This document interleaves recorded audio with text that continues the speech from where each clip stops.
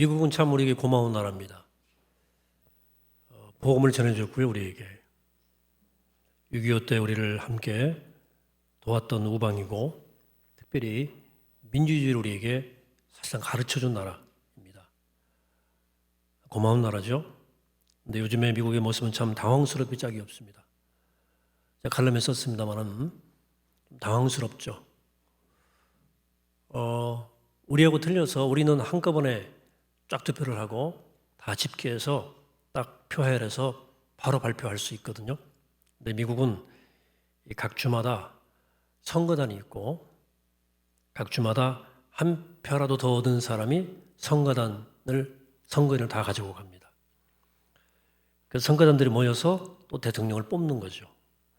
그러니까 선거인단 과반을 확보한 사람이 대통령 되는 거죠. 오늘 아침 일어나 보니까 바이든이 과반수 확보한 것으로 일단 발표는 되고 있습니다만은 어쨌든 그래도 전체 득표에서 좀 앞서간 사람이 대통령이 못 될 수도 있는 그런 제도입니다. 미국이 각 주를 독립적으로 여기는 연방 국가이기 때문에 그렇습니다. 각 주마다 입법, 행정, 또 사법부가 다 있습니다. 독립적 법 질서를 가진 주체들이죠. 이게 미 합중국의 특성이에요. 그렇게 선거가 복잡하고 개표도 오래 걸리고. 그래도 좀 불쌍스러운 것은 불복하는 모습이 참 보기 좀 그렇습니다. 민주주의 선진국이라는 나라가 어떻게 이런 일이 생길까 하는 의문이 들고요. 우리 우방이지만 또 우리에게 민주주의 길을 열어주었고 한미적 이성과 상식이 지배하는 사회라고 알고 있고 그렇게 발전해온 오늘 미국의 모습은 민주주의 제도가 정착한 나라와 문명이 지속적으로 발전하고 있는가에 대해서 깊은 의심이 생겼어요. 참 이해하기 힘든 현상입니다. 그래서 또 갈등의 골이 이렇게 깊어져만 가는 우리 한국의 민주주의에 대해서도 좀 생각이 깊어지는 시절이에요. 이 민주주의가 과연 인간의 품격을 높여주는가? 인간은 갈수록 좋아지는가에 대한 좀 고민이 생긴 것이죠. 어쨌든 선거 불복하는 현 대통령을 좋게 받으려고 하더라도 어떤 이유는 있겠지만 한 나라의 국격이 저렇게 형편없나 하는 어떤 제도의 품격에 대해서 많은 생각도 하게 됩니다. 그렇지만 그가 우리에게 준 깊은 인상이 하나 있었습니다. 그것은 그를 통해서 북미 정상회담이 최초로 이루어졌고요. 또 판문점에서 남북미 정상이 만나는 장면이 연출되었던 적이 있었지 않습니까? 일각에서는 지미 카터 대통령이나 오바마 대통령처럼 노벨 평화상을 받고 싶은 욕심에 한반도 문제에 적극적으로 나섰다는 이야기도 있긴 있지만 어쨌든 그의 결단으로 싱가포르에서 역사적인 북미 정상의 만남이 성사됐었죠. 두 사람이 악수하는 장면이 매스컴을 통해서 전 세계에 전송되면서 모든 매체들이 역사적 순간이라고 보도했고 저도 굉장히 들떴던 기억이 지금 새롭습니다. 양국은 한국 전쟁이 끝나고 난 다음에 정전을 체결한 다음에 70년 동안 한 번도 만난 적이 없고 왕래가 없고 적대국가로 살다가 처음으로 양국 정상이 공식적 악수를 나누었죠. 그렇지만 한두 번의 만남으로 해결될 길이 별로 없었습니다. 일단 욕심이 앞선 만남이었던 데다가 두 나라가 너무도 달랐기 때문입니다. 석구 자본주의 사회를 대표하는 국가인 미국과 지구상 거의 유일한 3대 세습의 강력한 공산주의 국가인 북한의 언어가 달라도 너무 달랐기 때문입니다. 단지 말이 달랐다는 것이 아니라 문화, 역사, 가치관, 세계관이 너무 달랐다는 거죠. 그래서 이 가슴으로 깊이 이야기가 매우 어려웠던 것 같습니다. 여러분 서로 다르기로 말하자면 같은 민족인데도 서로 다른 체제를 살아온 우리 남북한 관계도 마찬가지죠. 정말 많이 다릅니다. 아니 70년을 같은 체제 아래서 살아온 우리 남한 사회만 해도 얼마나 서로 다릅니까? 생각해 봅시다.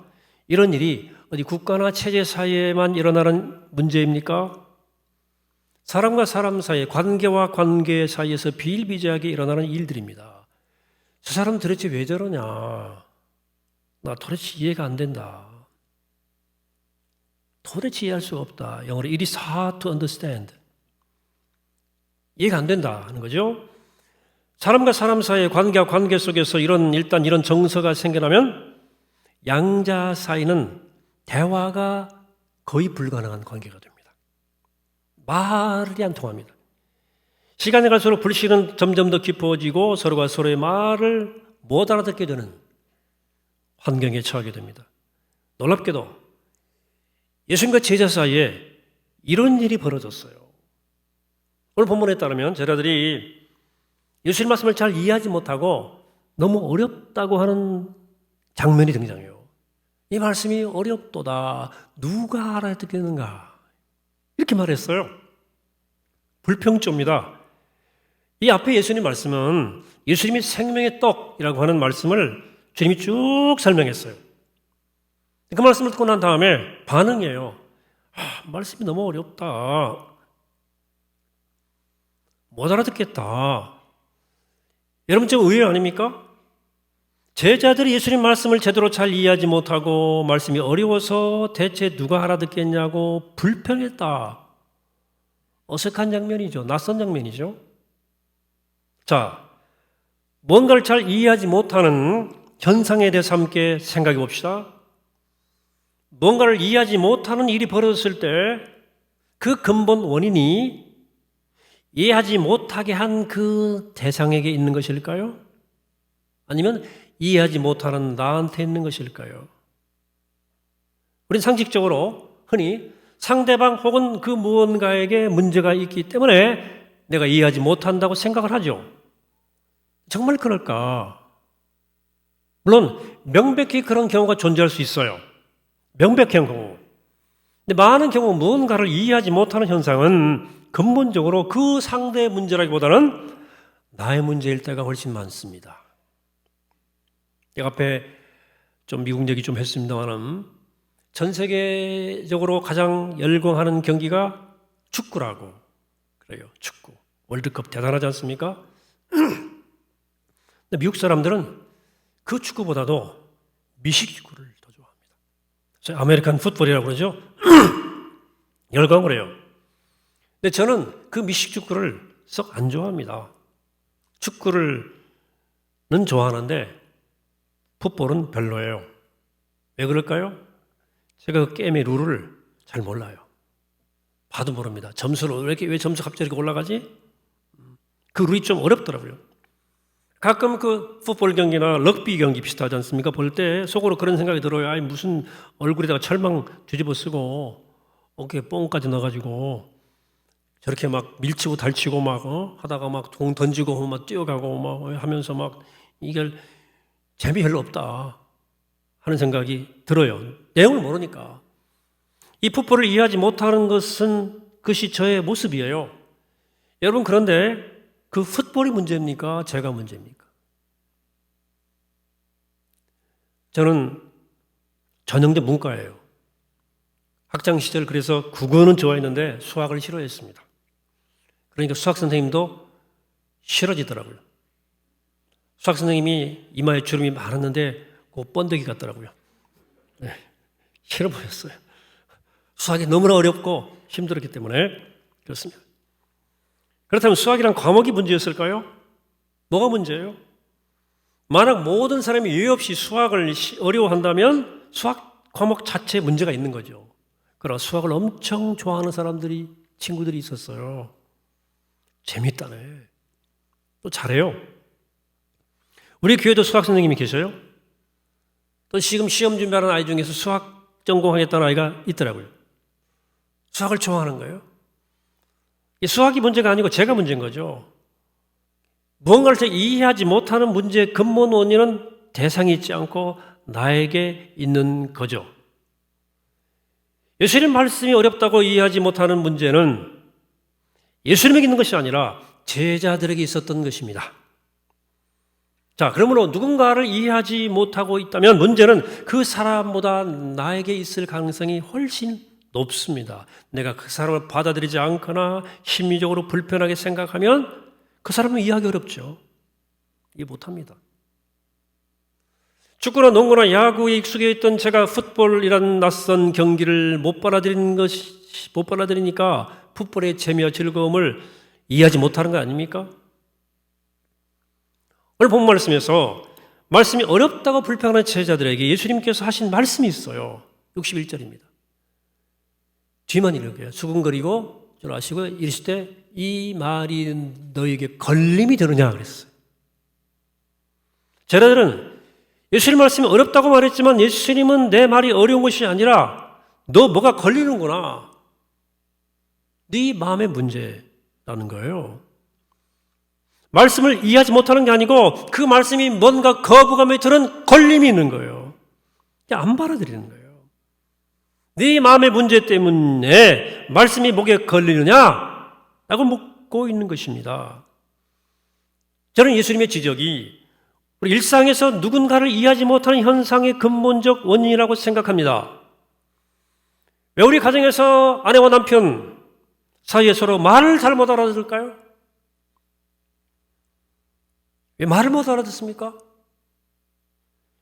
왜 청소년 자녀들과 부모들 사이에서 대화가 어렵습니까? 왜 시어머니하고 며느리는 서로의 말을 이해하기가 그렇게 어려울까요? 역사적인 과제예요, 오랫동안. 왜 남한과 북한은 그토록 오랫동안 대화한다 하면서도 어떤 벽을 넘어서지 못하고 있는 것일까요? 왜 한국 사회의 보수와 진보는 도무지 서로를 이해하지 못하는 것일까요? 그 이해하지 못하는 것이 상대방의 문제냐? 어쩌면 이해하지 못해서가 아니고 아예 처음부터 마음의 벽을 쌓고 질의 거부감을 가지고 받아들이지 않기 때문일지도 모른다 하는 것입니다. 여러분, 상대를 받아들이지 않으면 상대가 무슨 말을 해도 이해가 안 됩니다. 이해가 안 됩니다. 이해가 안 되니까 믿을 수 없는 대상입니다. 다시 본론으로 들어가 보겠습니다. 오늘날 그리스도인들은 신앙생활을 어려워합니다. 사실상 예수님 말씀이 은혜로 말씀이긴 하지만 그 말씀대로 살기는 사실은 어렵다. 혹은 실제 이게 가능하냐라고 생각하면서 예수를 믿어요. 말씀이 어려우니까 누가 알아듣겠냐고 불평한 제자들처럼 예수님 말씀이 그렇게 고상하기만 하면서 누가 그걸 따라 살겠냐? 라고 생각해요. 어렵다. 그러나 사실 말씀이 어려운 게 아니고 그 말씀이 요청하는 변화가 마음에 걸리는 거예요. 말씀은 들을만하고 끄떡끄떡이 되는데 내 삶의 변화는 싫어요. 많은 크리스찬들은 사실상 말씀을 쇼핑하고 있습니다. 말씀을 맛보고 누리기는 하는데 그 말씀을 통해 변화하려고 하지 않습니다. 영적 노마드가 됐어요. 영적 유목민들이 다 돼버렸어요. 떠돌아 다니는데 그 말씀을 따라서 삶을 변화시키는 것은 어려워. 여러분, 예수님 말씀은 육신을 만족시키는 육의 언어가 아니고 영혼을 살리는 영의 언어입니다. 육의 언어에 익숙한 우리에겐 삶을 송두리째 흔들어 변화로 이끄는 영의 언어는 낯설고 어려울 수밖에 없는 거예요. 근본적으로. 예수님께서 이렇게 말씀하십니다. 62절에서 그러면 너희는 인자가 이전에 있던 곳으로 올라가는 것을 본다면 어떻게 하겠느냐? 이런 뜬금없는 말씀을 하시죠. 이 말씀은 유대인들로 하여금 모세와 엘리야를 떠올리는 의도에서 하신 말씀이에요. 유대인들에게 모세와 엘리야는 하늘로 올리는 받은 상징적 인물들입니다. 이 땅에 무덤이 없는 사람들이에요. 모세와 엘리야는 그들은 영적 존재의 상징입니다. 지린 변화산에서 눈부신 영광스러운 모습으로 변화할 때 옆에 누가 있었어요? 모세와 엘리야가 있었지 않습니까? 그런 뜻이에요. 영적 존재, 예수님은. 그리고 예수님 말씀은 영적 언어라는 거예요. 눈에 보이고 손에 만져지고 논리적이야 하며 결과가 즉각 손에 주어지는 세상의 언어에 우리는 익숙해요. 육적 차원의 삶에 익숙해 있습니다. 그래서 주님이 이렇게 말씀하십니다. 63절에서 살리는 것은 영이니 육은 무익하니라. 내가 너에게 이른 말은 영요 생명이라 그랬어요. 영요 생명이라. 오래 믿어왔고 교회도 오래 다녔고 성경 공부도 꽤 했지만 왜 신앙생활이 힘들고 어렵습니까? 이유가 있어요. 영적 세계를 자꾸 세상 논리와 육의 언어로 해석하려 하기 때문에 그렇습니다. 성경에 영적 존재로서 영적 언어를 사용하시는 예수 이름에게 철저히 세상의 논리와 육적 언어로 접근한 인물이 있으니 그가 바로 가룟 유다입니다. 대표 선수예요. 그런 나쁜 사람이 아닙니다. 예수를 오해한 사람입니다. 예수님 말씀과 가르침을 세상의 언어와 논리로 이해하려고 했던 사람입니다. 그래서 아마 예수님 말씀이 어렵다고 느낀 가장 핵심적 인물이었을 것으로 저는 생각합니다. 그런 뜻에서 가룟 유다는 사악한 인간이 아니고 예수님 말씀을 육의 언어로 읽으려고 하고 자기 욕망과 성공을 성취하게 한 말씀으로 읽으려 했던 사람의 대표 선수예요. 그게 유다예요. 이런 사람 예수님 곁에 있지만 예수님 못 따라다닙니다. 오늘 후반절에 제자들 중에 많은 사람들이 예수님을 떠나갔대요. 더 이상 예수님과 동행치 않았다. 마지막 순간에. 결정의 순간에 예수님이 안 따라갑니다. 아무리 예수님 열심히 오래 믿고 예수님을 믿어도 곁에 있어도 예수님 말씀을 자기 언어와 자기 논리로 이해하려고 한다면 다시 말하면 영적 말씀을 육적 차원에서 말씀으로 해석하려 든다면 절대 예수님 못 따라다닙니다. 말씀을 해석하는 기준이 내 지식과 내 생각에 머물러 있으면 그 말씀의 해석의 기준이 나 자신이기 때문에 육이기 때문에 예수님의 뒤를 따라갈 수가 없습니다. 못 따라갑니다, 여러분들. 제자가 못돼요. 하지만 예수님을 영적 존재로 바라보고 예수님 말씀을 영적인 말씀으로 받아들인 사람이 있었습니다. 바로 베드로예요. 많은 제자들이 예수님을 우수수 떠나간 후에 예수님이 남은 제자들에게 물으십니다. 너희도 떠나려느냐?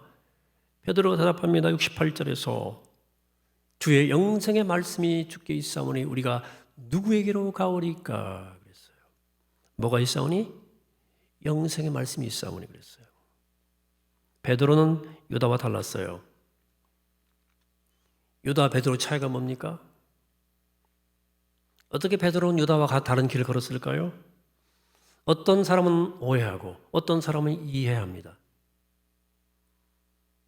어떤 사람은 어렵다고 하고 어떤 사람은 깊이 알아듣습니다. 어떤 사람은 말씀이 어렵다고 못 듣겠다고 그러고 어떤 사람들은 말씀이 꿀송이처럼 달다 그래요. 실제 그래요. 어떤 사람은 신앙생활을 너무 힘들어하고 어떤 사람은 기쁘게 신앙생활을 합니다. 어떤 사람은 가룟 유다로 살고 어떤 사람은 베드로로 살아요. 이 차이가 어디서 옵니까? 어떤 차이예요? 사랑과 믿음입니다. 사랑과 믿음. 가룟 유다에게는 없고 베드로에게 있는 것은 예수님을 향한 사랑과 믿음이에요. 그것이 없었던 한 사람은 예수를 팔았고 그게 있었던 한 사람은 평생 그분과 함께 살다가 그분을 위해서 죽습니다. 그러므로 사랑하는 여러분, 우리 안에 사랑과 믿음이 있는지를 확인하셔야 돼요. 언제? 인생이 어렵다. 힘드네. 내 안에는 사랑과 믿음을 꺼내보시기 바랍니다. 인생 어려운 거 아니에요. 쉬워요. 인생 쉽습니다. 내 안에 사랑과 믿음이 있으면 목회 쉬워요. 어려운 거 아니에요, 여러분들. 어떻게 목사님 목회하시나? 어떻게 저 장로님 권선 사역하시나? 사랑과 믿음이 있으면 쉽다니까요. 이해하기 어려운 사람이 있습니까? 사랑과 믿음으로 그를 대해 주세요. 이해할 수 있습니다. 사랑과 믿음은 어려움을 돌파하게 해주고, 사랑과 믿음은 이해하기 어려운 사람을 이해하게 만드는 기적의 힘이에요. 아무리 어려워도 사랑과 믿음이 있으면 다 알게 됩니다. 다 이해할 수 있어요. 자녀가 사춘기를 지날 때 부모들은 자녀 행동을 이해하기 어려워합니다. 하는 말도 그렇고 퉁퉁거리고 태도도 무리하고 짜증도 막 부리고 이해가 안 돼. 너 도대체 왜 그러냐? 응? 뭐가 불만이야? 내가 너 사랑하는 거 몰라? 몰라? 너 이해가 도대체 안 된다. 말하죠? 지혜로운 부모들은 그런 말 안 합니다. 그 시간을 잘 견디죠. 어떻게? 사랑과 믿음으로 견딥니다. 상식적으로 이해가 안 되지만, 저놈이 저럴 수 없지만, 사랑하기 때문에 참아요. 말도 참고 기다리고 또 기다리고. 이해할 만하기 때문에 이해하는 것이 아닙니다. 사랑하고 믿기 때문에 이해가 되는 거예요. 그 부모의 사랑과 믿음이 질풍노도 같은 아이들로 하여금 거친 사춘기의 바다를 넉넉하게 건너게 도와주는 거예요. 어떤 악기든 처음 배울 때 누구나 쉽지 않습니다. 쉽게 포기하는 사람이 많죠. 그래서 반면에 너무나 잘 배우는 사람이 있어요. 어떤 사람인 줄 압니까? 그 악기를 정말 좋아하거나 그 악기가 만들어내는 음악을 너무너무 사랑하는 사람이에요. 제가 기타를 너무 쉽게 빨리 배웠어요. 혼자. 제가 재능이 뛰어나서 그렇습니까? 아니에요. 제가 기타 소리를 너무 좋아했어요. 그 기타가 만들어내는 음악을 사랑했어요. 돌아다니면서 악기가 아무 데서나 연주하면 소리가 나오잖아요. 청소년 시절에 동네 형이 기타 치는데, 옆집에 치는데 너무 멋있고 소리가 너무 좋아서 꼭 치고 싶었어요. 그랬더니 혼자서 그냥 금방 배워주더라고. 사랑과 관심과 열정이 어려운 것을 쉽게 만들어주는 거예요. 열흘 전 어떤 연쇄살인범이 많은 사람을 죽였습니다. 체포됐어요. 몇몇 전문가들이 살인 동기를 밝히기 위해서 그 면담을 했어요.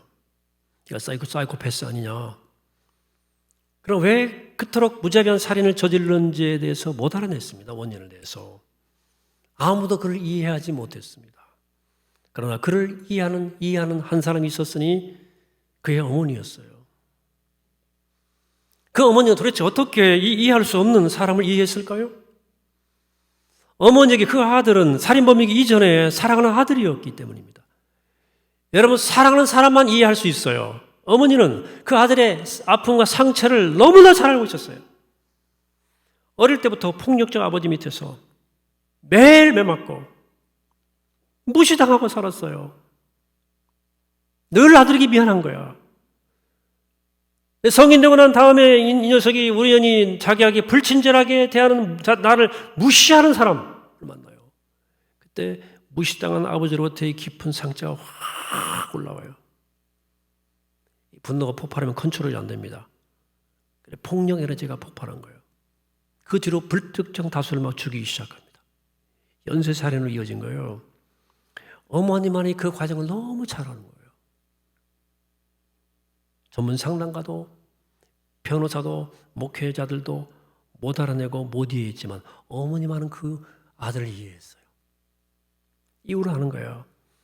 법정 사형 선고 받은 다음에 그 어머니가 한 인터뷰에서 한 말입니다. 모든 희생자와 그 가족들에게 사죄드립니다. 제 아들은 죽어도 그 죄를 다 씻을 수 없을 것입니다. 하지만 제 아들 세상을 떠나기 전에 아들 용서해 주시길 부탁합니다. 제 아들은 폭력과 우리의 무관심과 우리의 불친절의 희생자입니다. 우리 아들 용서해 주세요.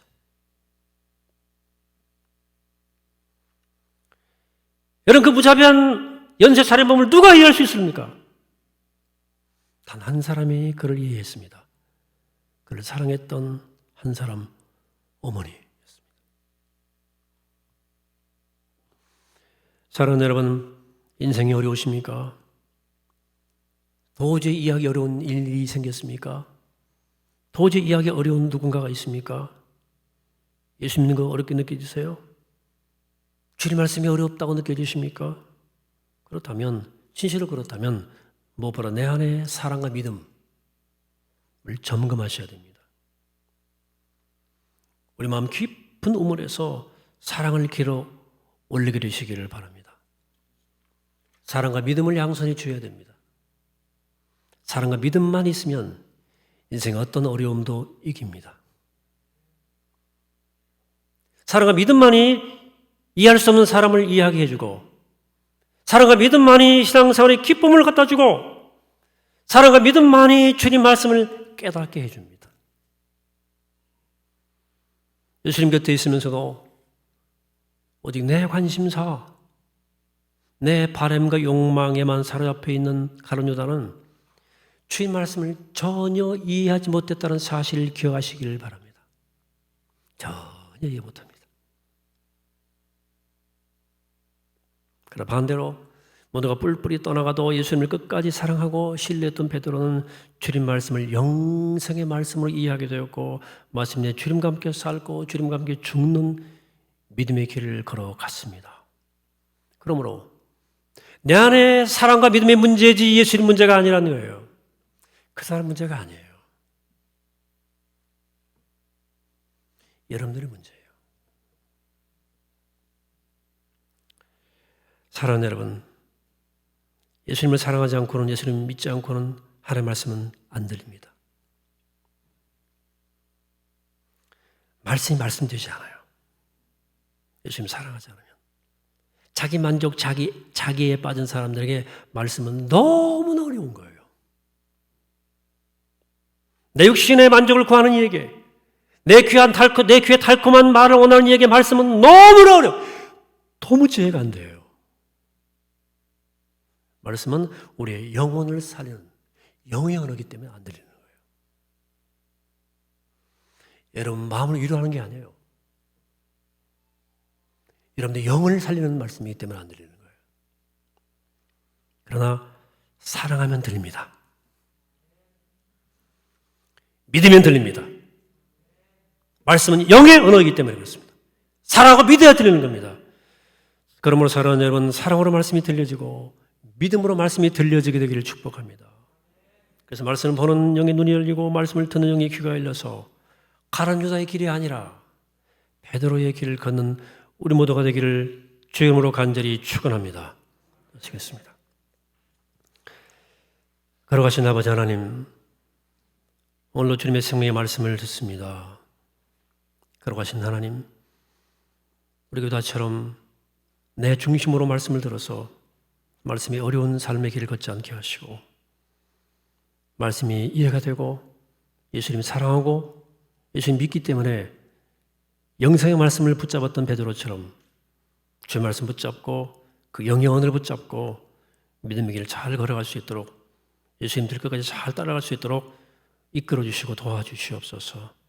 인생이 어렵지 않고 말씀이 어렵지 않고 관계가 어렵지 않은 사랑과 믿음의 사람, 말씀의 사람, 영의 사람 다 되게 하여 주옵소서. 생명이신 예수 그리스도 이름으로 간절히 기도하옵나이다. 아멘.